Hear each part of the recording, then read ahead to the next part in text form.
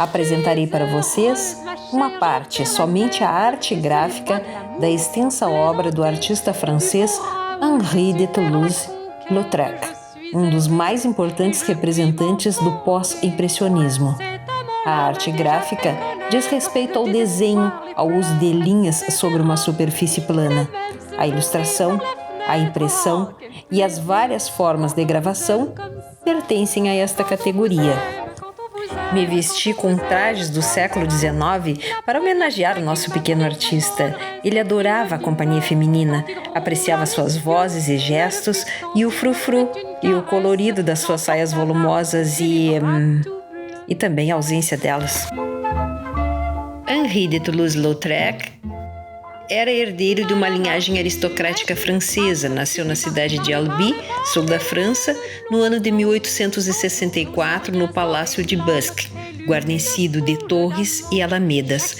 Era filho do conde Alphonse e da condessa Adèle, que eram primos. Cresceu protegido num amplo clã familiar e levava uma vida determinada exclusivamente pela casa. A prática da arte do desenho, da pintura aquarela e da modelagem fazia parte da rotina da família.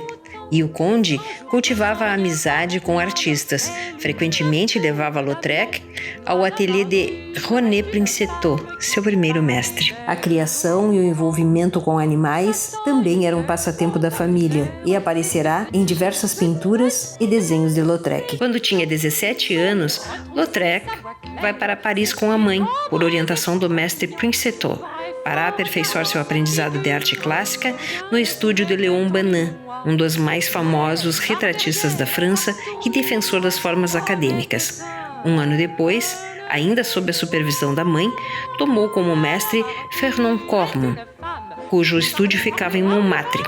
As preferências de Lautrec sobre a arte nesta época ainda eram influenciadas pelo gosto artístico da família. Ele apreciava a arte oficial, acolhia com prazer o aprendizado do clássico e, rapidamente, começou a mostrar destreza em perspectiva e técnicas de desenho. Com 20 anos, Lautrec está sozinho em Montmartre. A mãe permaneceu no sul.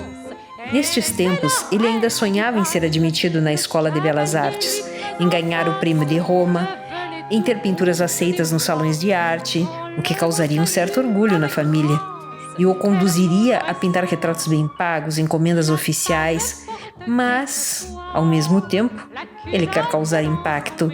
Está ansioso para ter trabalhos publicados em revistas e jornais como alguns artistas de sua admiração.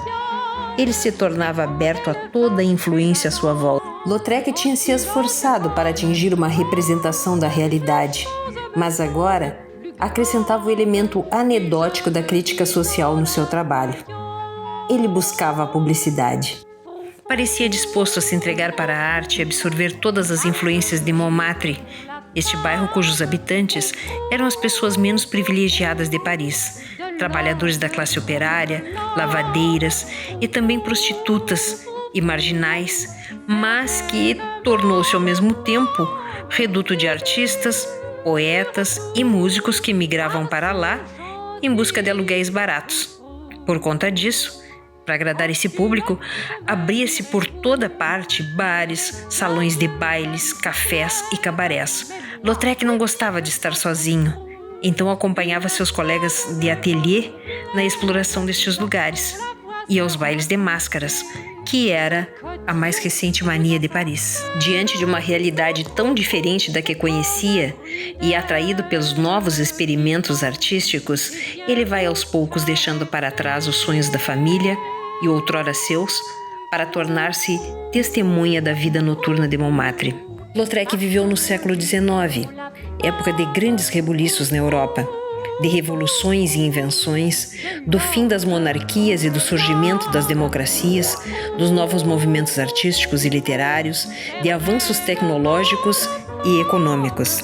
Estes acontecimentos alteravam o comportamento das pessoas que sentiam-se invadidas por uma sensação de segurança junto à noção de estabilidade. Era uma época de prosperidade e foi chamada de Belle Époque, porque antecede os horrores da Primeira Guerra Mundial. Entre os artistas, surgia o desejo de encontrar uma nova arte que representasse esta época.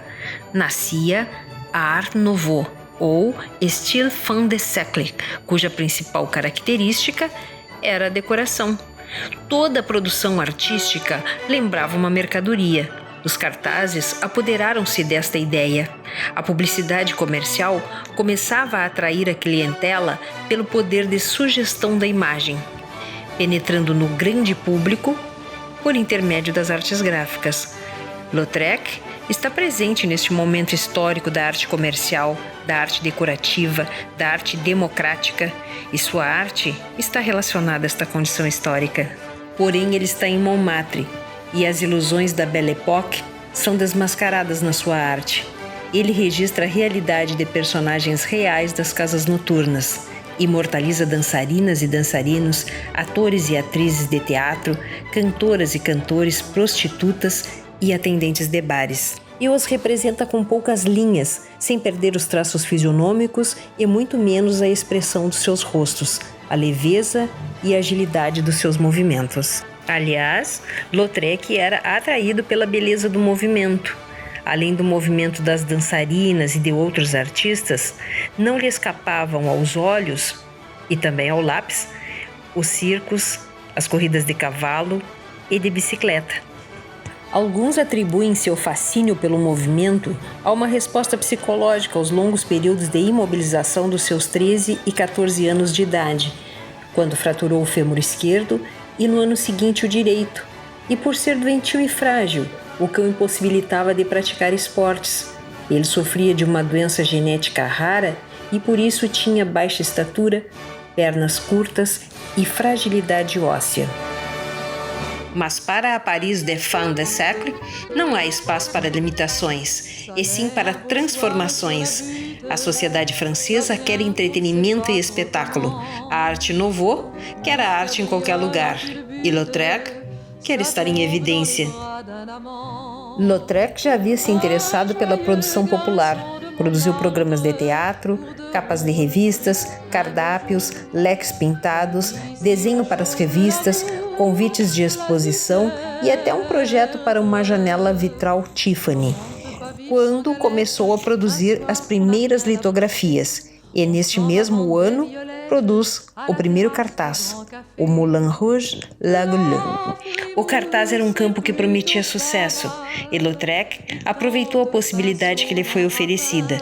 Durante 2 anos, ele fez um número considerável de cartazes. Ele tinha uma intuição infalível para pensar o formato adequado para cada situação. E a maestria com que executava seus cartazes ofuscava tudo o que já havia sido feito anteriormente, inclusive os cartazes feitos por Jules Cheret, artista considerado o pai do cartaz. As figuras impessoais de Cheret foram confrontadas com as figuras humanas de Lautrec, que realmente existiam. Essa acentuação do indivíduo é uma inovação decisiva de todos os cartazes de Lautrec. Era notável a busca de Lautrec pelo aperfeiçoamento na feitura dos seus cartazes. Ele observava cada detalhe da curvatura de um corpo ou o conteúdo expressivo de uma silhueta e incansavelmente planejava múltiplas vezes uma imagem antes dela ser uma litografia. Utilizava desde anotações rápidas a esboços detalhados em óleo ou têmpera, até chegar aos desenhos feitos em papel vegetal, que era o estado definitivo da arte no seu tamanho original. Espirituosos como Lautrec, seus cartazes eram exuberantes, de cores brilhantes e repletos de imagens fantasiosas e piadas visuais. Passados 10 anos de extensa produção desde que chegou a Montmartre, Lautrec começa a declinar. Padece as consequências da dependência alcoólica e da sífilis, doença bacteriana de caráter endêmico na Europa do século XIX. Mesmo debilitado, trabalha até o fim.